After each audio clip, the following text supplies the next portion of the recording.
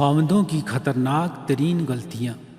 خاوند یہ کرتے ہیں کہ بیوی کے سر پر ہر وقت طلاق والی تلوار لٹکائے رکھتے ہیں۔ ذرا سی بات کوئی ہوتی ہے، میں تمہیں فیصلہ دے دوں گا، میں تمہیں گھر پہنچا دوں گا، میں تمہیں چھوڑ دوں گا۔ تم کیا سمجھتی ہو مجھے کئی رشتے ملتے ہیں؟ یاد رکھنا، جس خاوند نے بیوی کے سر پر طلاق والی تلوار لٹکا دی، اب اس بیوی کو کبھی سکون نہیں مل سکتا۔ خاوند تو ایک دفعہ کہہ کر چلا گیا کہ میں تمہیں طلاق دے دوں گا، لیکن وہ یہ نہیں سوچتا کہ بیوی کے ذہن کے اندر کیا طوفان مچ گیا ہے۔ اس کو تو اپنی ذات بے سہارا نظر آنے لگ گئی ہے۔ اب وہ بیٹھ کر سوچتی رہتی ہے کہ اگر یہ بندہ مجھے چھوڑ ہی دے گا تو میرا کیا بنے گا، کیونکہ اب اس کو احساس تحفظ نہیں رہا۔ وہ سوچتی ہے اچھا میں جاب کر لوں گی، ماں باپ کے گھر تو جا نہیں سکتی، اس لیے مجھے اپنے آپ کو سنبھالنا ہے۔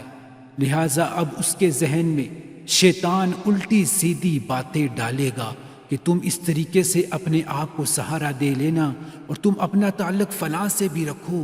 ہم نے تو یہ تجربہ کیا ہے کہ جو لوگ بات بات پر کہتے ہیں کہ ہم تمہیں طلاق دیں گے، ان کی بیویاں اگر دیندار نہ ہوں تو وہ دوسرے مردوں کے چکر میں پڑ جاتی ہیں، ان کو بھی متبادل کے طور پر رکھتی ہیں، پھر ان کے ذہن میں گناہ نہیں رہتا۔ شیطان ان کو سکھاتا ہے کہ یہ خاوند تو پتہ نہیں تمہیں کب چھوڑ دے گا، اور ماں باپ کے گھر تو تم نے بیٹھنا نہیں، لہٰذا آپ کسی اور کو بھی سٹینڈ بائی رکھنا چاہیے۔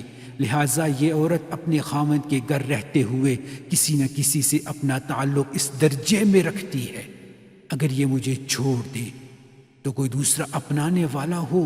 معلوم ہوا یہ الفاظ، یہ دھمکی ایسی ہے کہ عورت کے لیے گناہوں کا دروازہ کھول دیتی ہے۔ خاوندوں کو عقل کے ناخن لینا چاہیے اور یہ الفاظ ان کو قطعاً استعمال نہیں کرنے چاہیے۔ جب بیوی بنا کر اپنا لی تو اب زندگی گزارنے کے سودے ہیں۔ جب تم اسے تسلی دو گے اور مطمئن کرو گے تو وہ تمہارا گھر آباد کرے گی۔ یہ کتنی بے وقوفی کی بات ہے کہ چھوٹی چھوٹی باتوں میں اس کو کہتے ہیں کہ میں تمہیں طلاق دے دوں گا، میں تمہیں گھر پہنچا آؤں گا، ہاں میں تمہیں ماں باپ کے گھر بھیج دوں گا۔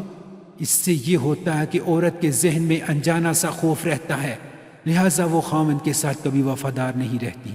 خاوند نہیں سمجھتا کہ طلاق کا لفظ عورت کے لیے بجلی کی طرح ہوتا ہے، لہٰذا اس لفظ کو کبھی استعمال نہیں کرنا چاہیے۔ اللہ تعالی ہم سب کی حفاظت فرمائے، آمین۔